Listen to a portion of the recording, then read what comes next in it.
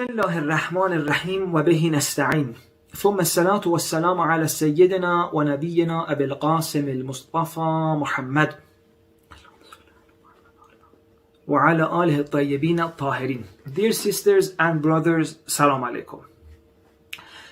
May inshallah all of your a'mal be accepted, the a'mal you have performed in this holy month of Ramadan, as well as the a'mal of this Eid night that you have performed.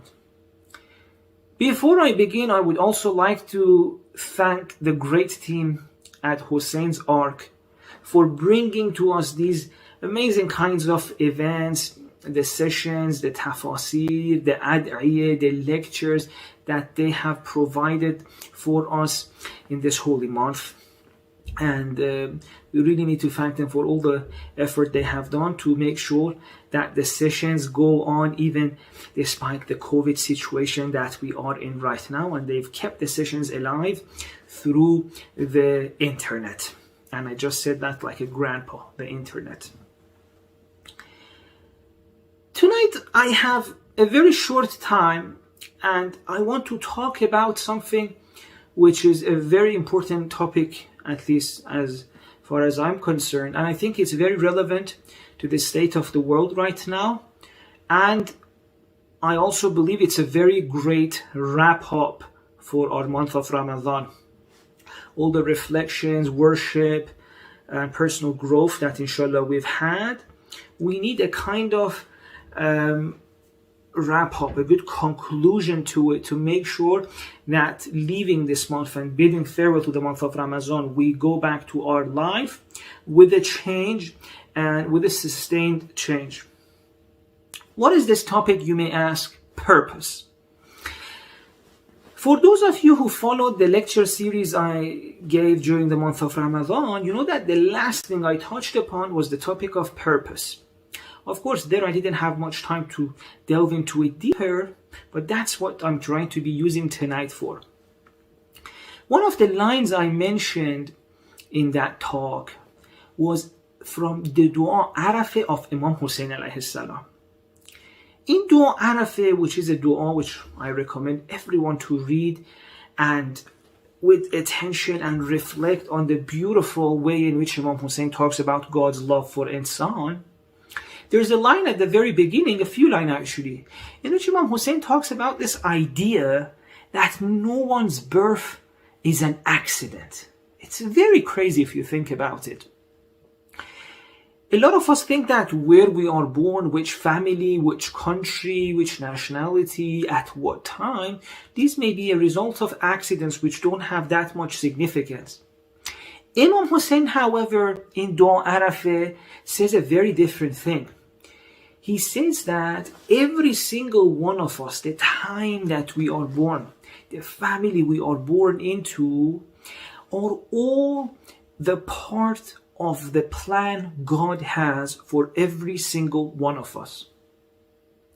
What do I mean by that?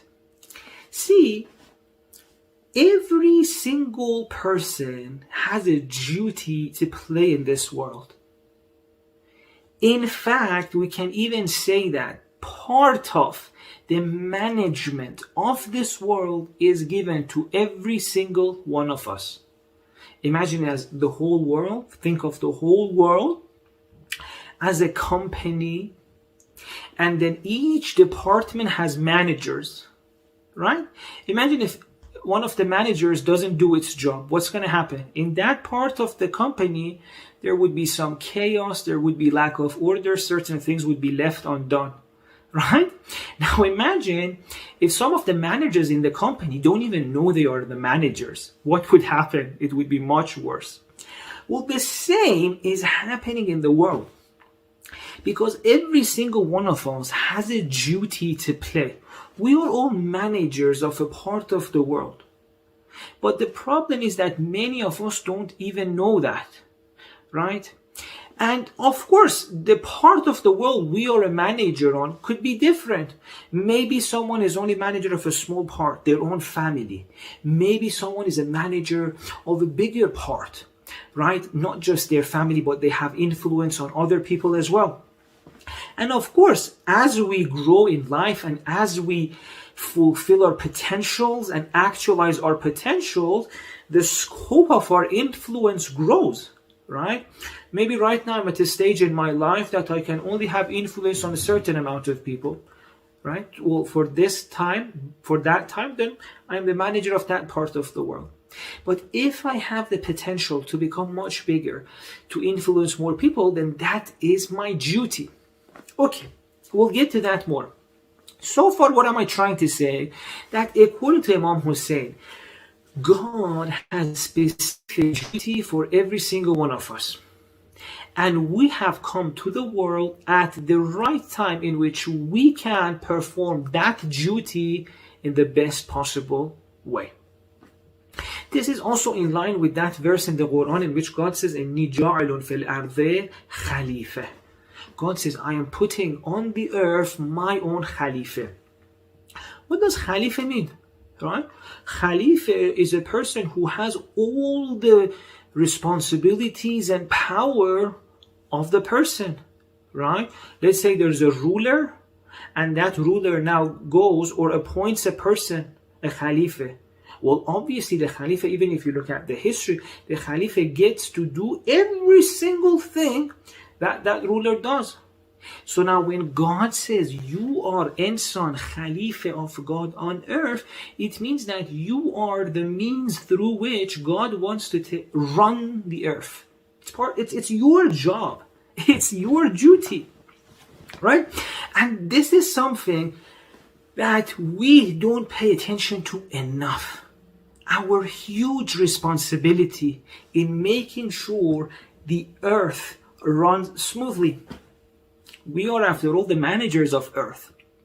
Now, let's also refer to a line that we have from both Imam Sajjad alayhi salam and Lady Fatima. I have explained this line before, but because we need it tonight for our discussion, I'm going to mention it again. Allahumma sta'amilni lima khalaqtani lah. The similar line, we have it from both Imam Sajjad and Lady Fatima salamullah alayha. God, use me in that thing for which you have created me. It explains both of the things we've been talking. Every single one of us has the duty in the world to play. Part of the management of the world is left to us, whether a small part of it, what's happening in a family, or larger part to more people. And the second thing, that it is very likely that we would forget that we have a duty and we may get distracted doing other things, or we may feel like, oh, there's no point in my existence, I'm not special, etc. Not realizing that we have a special duty and letting go of that, ignoring to play our own responsibility in this world. Now, what happens if a lot of people forget that they are gods on earth, or Khalifa of God on earth, right? The deputy of God on earth, and they have to work in His name, Ar-Rahman Ar-Rahim, work in the name of God's love, in the name of God's mercy.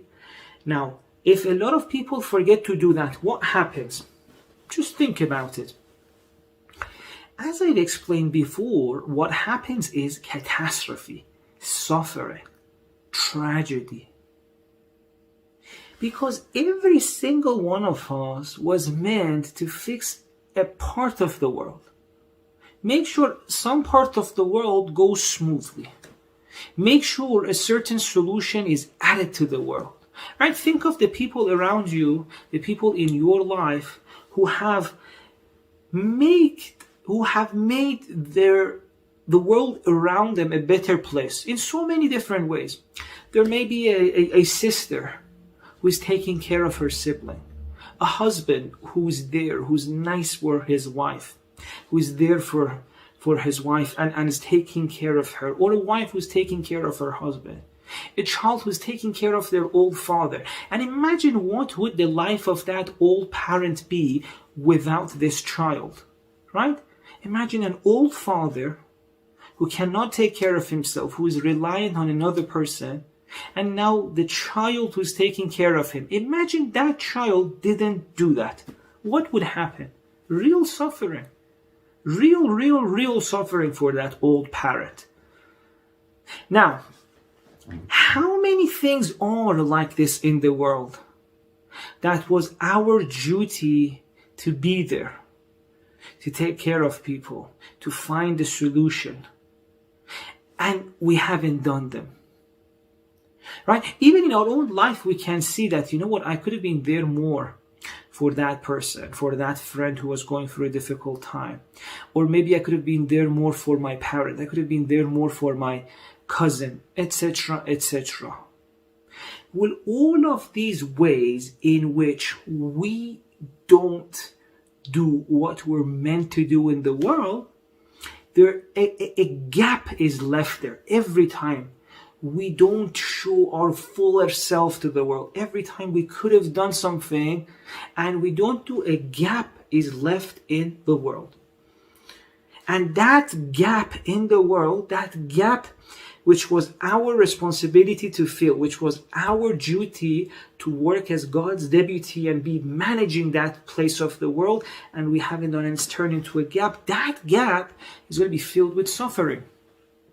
And that suffering could be in the form of a sibling who doesn't have anyone to talk to, a wife who feels she's not appreciated, an old parent who feels like there's no one to take care of him now that he's old, an old grandmother who feels like she's lonely because none of the grandchildren are talking to her. From these things on a personal level to larger scale issues such as problems which were meant to be solved through a charity, but the person who was meant to start that charity never did their job.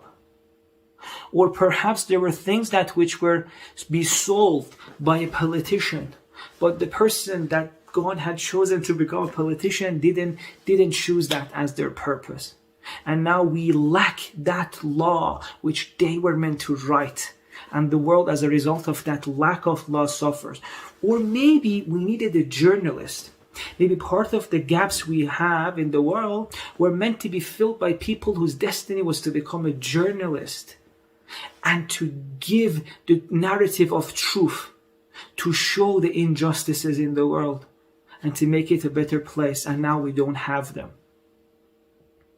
Maybe we needed to have maybe it was in the destiny and the purpose of one of us to come up with the treatment for some of the terminal illnesses. Maybe it was written. And we didn't do that. So as a result of that, so many people who were reliant on that treatment now have to go through suffering. Okay, it seems a little bit harsh, right? I feel like a lot of you may be saying right now that, okay, we get it. Every one of us had the responsibility to play in this world.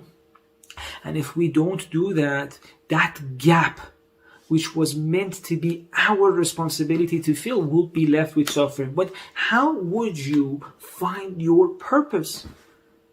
I'm struggling to even find, for example, I'm struggling to decide which career to take, which degree to study, which subject to choose for university. How am I meant to know what's my purpose in the world? And on top of that, you may be saying, well, it's not like my life is easy. You expect me to fix the world? I have so much pain on my own. I have so much fears. I have so much doubt. No one gets me. I need support and all of that. And I get you, of course. Of course. So tonight, let's see, as much time as we have, address both of these concerns that you have. First of all, how do I choose my purpose? How do I figure out what is that thing which I was put on this earth to do? And secondly, if we had time, we can talk a little bit about how do I handle the challenges I have on my way? How do I deal with the things which are holding me down, whether it's my self-doubt, or for example, I feel like I don't have the facilities I know my purpose, I just don't have the means to follow it. If we have time, we'll talk about this too. But first, let's talk about how do we find our purpose. I think one of the things which we should really bear in mind, and it may seem a little bit strange at first, but once I explain it becomes more acceptable, is that you don't really find your purpose. It's your purpose that finds you. It's very crazy, I know. Even as I said it, I was like someone maybe like, ooh, raising an eyebrow, but that's really how it works. In your life, you should just be looking for the ways in which your purpose is trying to call you towards itself. This could be even in small things, such as when you go to a bookstore. This is, I think, one of the best examples that show to you that your purpose is the thing which is calling you. You don't need to find it. Just be alert for the signs it gives you. You know, imagine you go to a bookstore with some of your friends, right? Every single one of you will be drawn to a different part of the bookstore. Try it. Naturally, as soon as you go inside, every person goes towards a different part of the bookstore. Now, someone, for example, may go towards the neuroscience section. Someone may go towards the travel section. Someone may go towards the science fiction. Why? Did they decide? No, they just go there. And once, for example, you know, in some bookstores, there are some tables in which they put the best sellers, right? I don't know if you've seen that. Even in the airports, you see there are some tables or some shelves in which they put the best sellers, the top 10 best sellers. Right? Next time you try it, go there and see. Naturally, it's one of the books that takes your attention towards itself. And the person next to you, chances are that they've started looking at a different book. Like even in a bookstore, it's as if the book, which is relevant to what you should be doing in your life, calls you towards itself. And as soon as you enter, it's like without even making any decision, you go towards that part of the bookstore. And then you go towards a certain book and you take it out. Now, did you choose the book or did the book choose you? And it's not just when we're choosing books. It's in so many ways. It's so many places in life that our purpose calls out on us. Another thing is which kinds of problems in the world bother you, right? Of course, all the problems in the world are terrible. We don't want any problem to be there. Whether it's poverty, whether it's injustice, whether it's so many different things. Lack of knowledge, lack of health, the problems that orphans are going through, the problem, lack of hygiene in certain parts of the world, lack of drinkable water. There are so many problems in the world. But which ones do you care about the most? It doesn't mean that you don't care about the rest, but it feels like one of them or some of them hits you personally, right? And for me and my wife Zahra, this was so obvious. We were both so passionate about devoting our life to fixing the problems in the world, but every single time we started to write a plan for what we're going to be doing, we were thinking about different problems to solve, right? She was very much focused on the problem she had discovered with regard to health, lack of access to medical healthcare professionals in certain parts of the world. And she was thinking of how can we give everyone access to healthcare professionals, to clinics, how can we have more hospitals, clinics, etc. And me, I was like, ooh, one of the problems which kept coming back to me was that, okay, we have certain wrong ideas which are hurting us. We need to help people have better ideas. We need to give people knowledge. Knowledge is empowering. Knowledge is power. You see, two people, both very passionate, but the problem which hits them on a very personal level, not that they don't care about other problems, they care very much, but it's as if this one problem is cooling onto them, right? Javod, you have to increase knowledge. Knowledge is power. With knowledge, people can take care of themselves. With knowledge, people can make better decisions, be there for their children better. So that's calling me. But another person, like my wife Zahra, what's calling into her is that people don't have access to healthcare professionals. That's so heartbreaking. Come on, do something about that. You see? Now, for another one of you, for every single one of you, it could be different. So look at it this way as well, that what is that problem in the world which is calling out to you? saying, for example, Fatima, Zahra, Ali, whatever your beautiful name is, fix me. And initially it may not tell you to fix me. Initially the way it may communicate with you, it just makes you so angry about it. Why is this in the world? Why is, for example, the media not showing this type of the suffering in the world? Why is the media silent about this? Or, for example, why is it that we don't have charities like this? Why is it that such books are not written? Why is no one talking about mental health? Why is it this? Why is it that? What is that thing which angers you, which is personal? Chances are it's your job to fix that, right? It's another way in which your purpose finds you. And then this even shows itself in small ways when, for example, you're on YouTube. Right? Let's say we're all on YouTube, we're watching videos. It's very likely that even the video you choose has to do with what you should be doing in the world. Now, I know a lot of the times we all may be watching the similar videos. Like, for example, if it's Ramadan, we're all watching the lectures, we're all watching the du'as, or if it's football on, we're all watching the highlights. Forget about these times. It's not something that everyone watches, right? Like a football highlight or Sheikh Jawad videos. Everyone watches that. No. You're going on YouTube, the main page is there, but it's like out of all the videos, you click on this one. It could be a TED Talk about, for example, let's say, the increasing rates of mental health. Or it could be another one about, for example, poverty in a certain country. It could be another one about how cheese is made. It could be another one on how the hearts function. It could be another one on, for example, what is the political system in a certain country. I don't know. But whatever that video is that caught your attention, chances are it's telling you certain things about yourself that it's very good to pay attention to. Another way in which your purpose could be calling you out is by looking at the people in the world that you admire, right?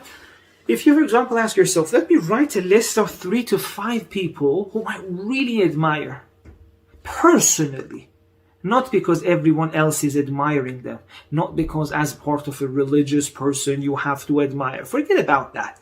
Something personal to you. Not because you're part of community, not because you're a religious person, no. Because you are you. Write a list of 3 to 5 people like that. I'm thinking, what is common in them? What is inside them that makes me like really be like, oh, they're really gaining my respect. Like, oh, I wish I was them, right? What's that? It's very likely that what you're seeing in them is what you can be. You're seeing your future self in them. So that's another way in which you can see what is your purpose in the world. And of course, if none of these work, which is very unlikely, there are always other ways in which you can figure out more about yourself and what are your strengths and how you can contribute to the world. It's just good to know that this is something worth spending time for. In addition to all the religious ways in which I can tell you this is important, for example, I can tell you that this is basically what God expects of you. You know, every single other thing you do in religion is to prepare you so that you can fulfill this function you have in the world. So I can give you some religious motivations that Imam Hussein said it's good, Lady Fatima said good, Imam Sajjad said it's good. Taqwa means this. A great part of Quran is this idea that in the world all the other beings, all the other creatures become what they're meant to become, but insan, you get to choose what you're meant to become. I could give you all of those religious motivation, but I'm not gonna. Because I want to talk to you on a more personal level. I want to tell you what happens personally when you find your purpose. Because as soon as you figure it out, or you're on the verge of figuring it out, the way you exist in the world changes. Things which previously would seem like a miracle start happening at rates which would make you doubt that your life is real. It's so crazy. As soon as you start doing that thing which you were put on the earth to do, and of course it's your journey to figure it out, so many things changes in your life. The way you feel inside, the strength you have to deal with the challenges in your life, the ideas you have, you'll see all of these changes. Despite all the suffering in your life, you still have something inside you pushes you forward. Something inside you that defends you against all the sources of darkness that may be attacking you, against despair, against lack of hope. Previously, maybe you struggle to come up with some ideas, but as soon as you're in line with your purpose, you'll be like, your mind becomes like a crazy place of creativity. Ideas come from left and right.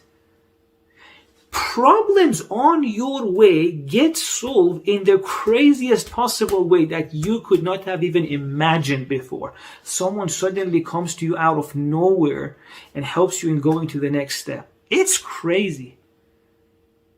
And it's the only way in which you can every single night sleep knowing that you did your bit. It was a tough world. It was a dark place. People were going through difficulty. Your cousin was having it tough. Your friend was going through difficulty. But you did your bit.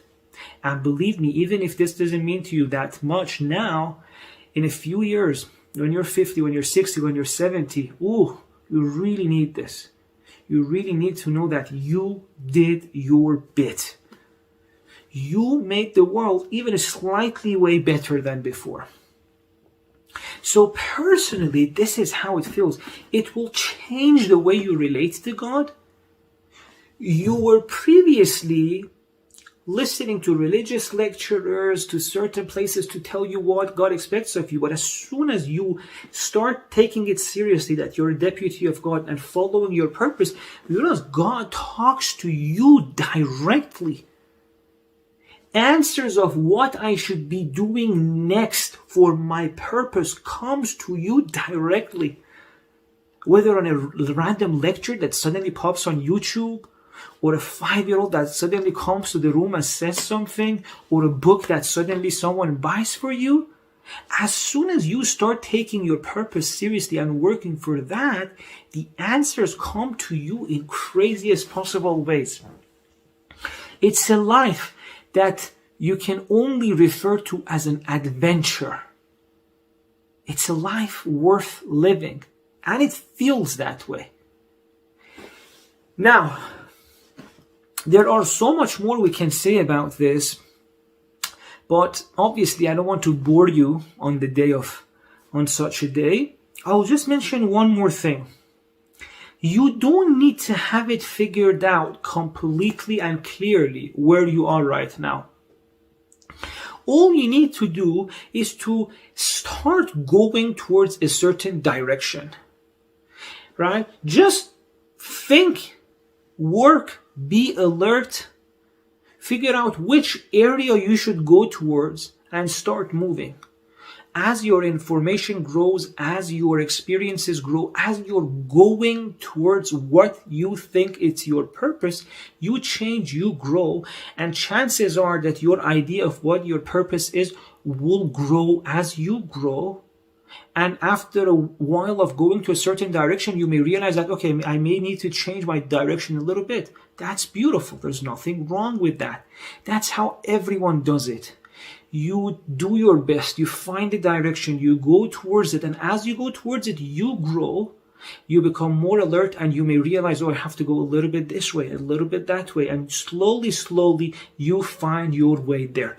You don't need to know it fully yet. You just need to find a way, go towards that direction, and as you're going towards it, you will grow, and you will have a better understanding of which way you need to go, right?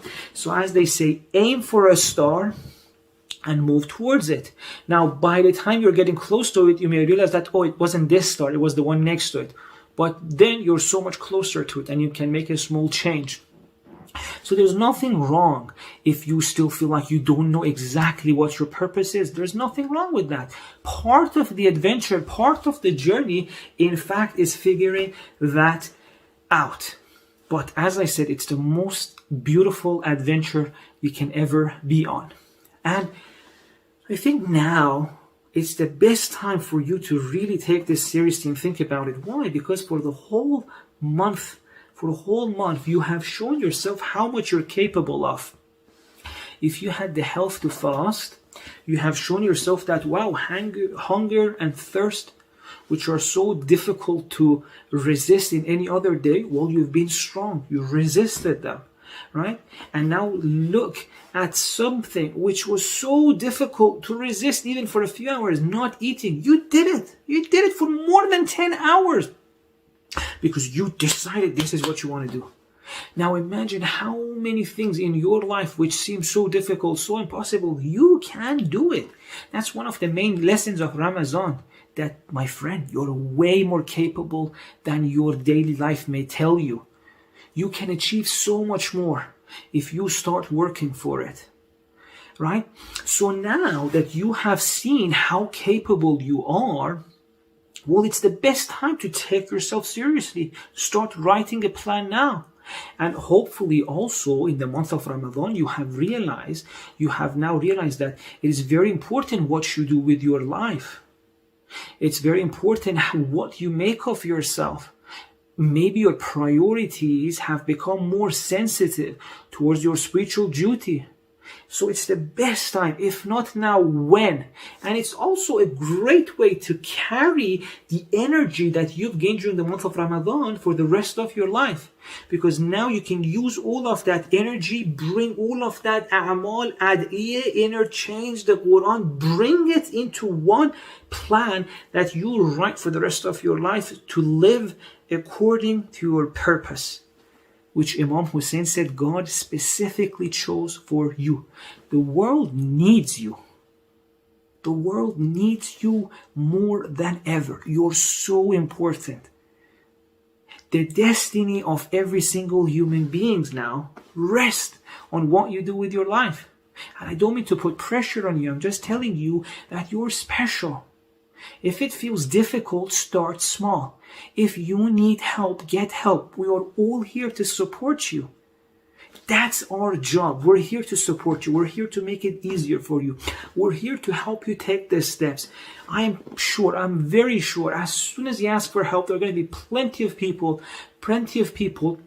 who are maybe a few steps ahead of us in their journey, who are ready and willing to help you to take the steps that they have taken before. So I really hope, inshallah, that you benefit from the energy that you have brought, that you have saved and gathered in the holy month of Ramadan. And tonight or tomorrow you sit down and you write, what should I do? What did God bring me on this earth for? In what ways can I make a change? In whatever capacity. Every single human being in some ways can have their impact on the world. No one is accepted. No one. Everyone is accepted. No one is excluded. So I don't want to talk more than that. And I hope, inshallah, you enjoy the rest of the program that they have arranged for you. We're going to be having an Eid quiz, which I hope you participate in and enjoy. So stay tuned. Another thank you to the beautiful people at Hussein Art, and thank you to every single one of you who watched, and stay blessed, and inshallah talk to you in another opportunity. Wassalamu alaikum wa rahmatullahi wa barakatuh.